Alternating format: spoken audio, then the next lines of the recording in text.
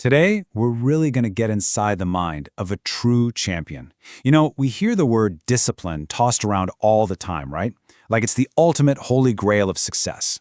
But honestly, the way most of us think about discipline is fundamentally flawed. We picture something grueling, something totally robotic, something that just strips all the joy out of life. Well, in this explainer, we're going to break down some incredible insights from a top-tier professional athlete to completely shatter those myths. We're going to look at the very real, very human architecture of what it actually takes to build a champion's mindset. So I really want to ask you, what really makes a winner disciplined? When you hear that word, I bet you instantly picture, 4 a.m. alarm clocks, punishing gym routines, this completely emotionless, machine-like focus, right? You picture someone who literally never has a bad day. But the truth, straight from the high-stakes world of elite pro sports, is incredibly counterintuitive. It's not about being a robot at all. It's about something much deeper, and honestly, surprisingly more accessible for all of us. Okay, let's dive into this structured roadmap that'll demystify the elite athlete mindset. We'll be covering 1. True discipline. 2. Active versus passive habits. 3. The sugar-free superpower. 4. How to handle bad days. And finally, 5. The pro sports reality. Starting off with Section 1, True Discipline, the promise to yourself. Let's strip away that intimidation factor right now. We really need to redefine this. True discipline, it's nothing more than a non-negotiable promise you make to yourself. It is absolutely not about a lack of emotion. I mean, as our source points out, we are human beings. We aren't robots. We act on our hormones, our moods fluctuate, and how we feel really does matter. Life just happens. Funerals happen. Birthdays happen. People get sick. It's chaotic. True discipline isn't about pretending that chaos doesn't exist. It's simply making a promise to yourself that you will execute a specific action despite the chaos. It's waking up and saying, okay, all these external factors matter, sure, but this promise I made to myself, that's non-negotiable. And when you do that thousands of times, it just becomes second nature. Moving to Section 2, Active versus Passive Habits, the art of doing nothing. Let's shift our focus to probably the most surprising realization about building habits.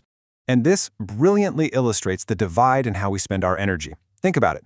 On side A, you've got active effort. If I tell you to wake up super early, go to the gym, boil some broccoli, you have to expend real physical energy, right? You've got to put on your shoes, drive there, lift heavy things. It takes action. But now, look at side B, passive effort. Putting your phone away at 9 p.m., going to sleep at 10 p.m., not eating sugar. To accomplish these, you practically have to do, nothing. You literally just let your phone sit on a table, you just close your eyes. Zero physical exertion. Sure, mentally you might be fighting some inner demons, but physically, no effort. Yet, these passive habits are very often the ones that become a real game changer in your life. But of course, passive resistance is incredibly difficult. Why? Well, our source hits the nail on the head with this phrase, our love language is food. Think about how true that is. In so many cultures, especially places like India, which our source highlights, food is literally the answer to everything. It's raining outside, you crave fried food. A baby is born, you celebrate with sweets. Someone passes away, you gather and eat. You're sad, you eat. You're happy, you eat. Our environment is constantly testing our passive habits because temptation is just woven into how we show love and navigate life. Which brings us to Section 3, the sugar-free superpower, the ultimate body hack. Let's look at one specific passive habit. So just how powerful can a passive habit actually be? Well, the elite athlete in our source calls giving up artificial sugar the single most courageous and advantageous thing he has ever done for his body. And get this, it took just 19 days for a friend of his to see a massive, undeniable shift. He simply stopped consuming artificial sugar for 19 days.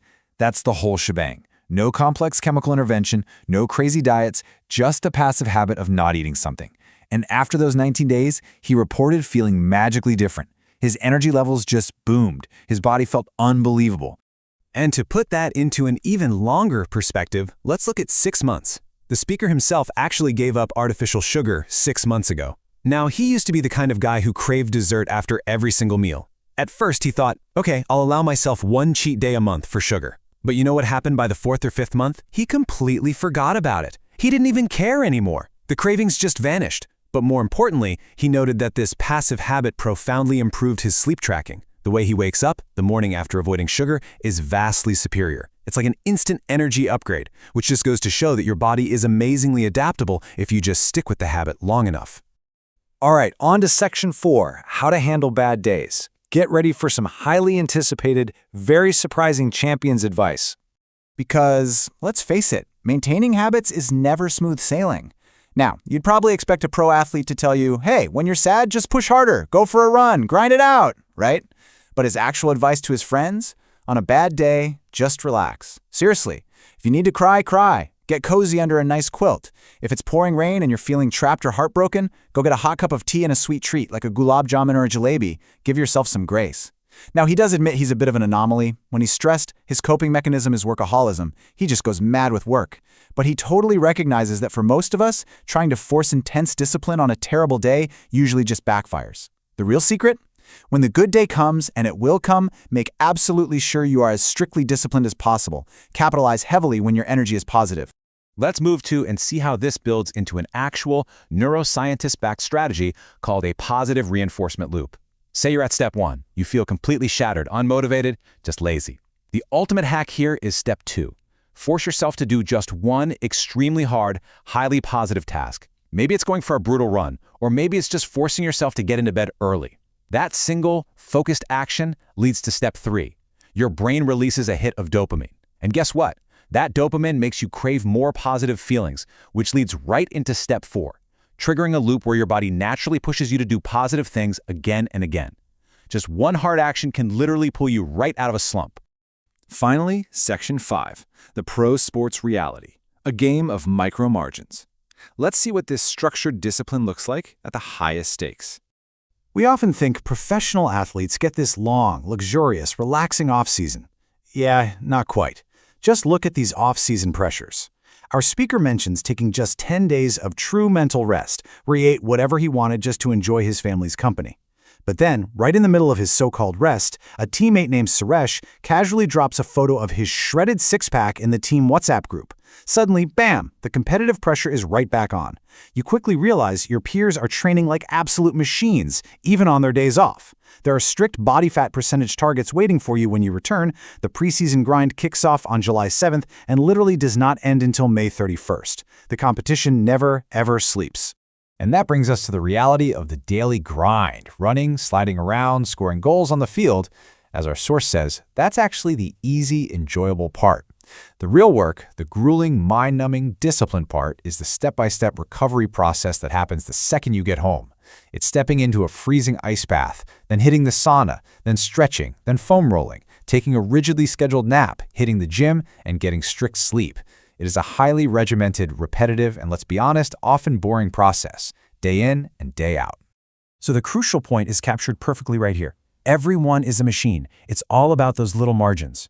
At the absolute highest level of life, or in pro sports, everyone is talented. Everyone knows how to play the game. The difference between winning and losing? It isn't magic. It's relentlessly executing those tiny, tedious processes. It's the person who gets into the ice bath when they really, really don't want to. It's the person who passively puts their phone away at 9 p.m. It's the champion who protects those micro margins. Which brings us to our final thought. We've seen today that true discipline isn't about punishing yourself. It's just about keeping a promise. We've learned that the most powerful habits often require literally zero physical energy. So I want to leave you with this one thought. What is the one passive promise you will make to yourself today? Maybe it's leaving your phone in another room tonight. Maybe it's skipping the sugar in your afternoon tea. Whatever it is, make the promise, do the nothing required to keep it, and just watch how it transforms your mindset. Thank you so much for joining me on this explainer. Go ahead, put that phone down and start your positive loop today.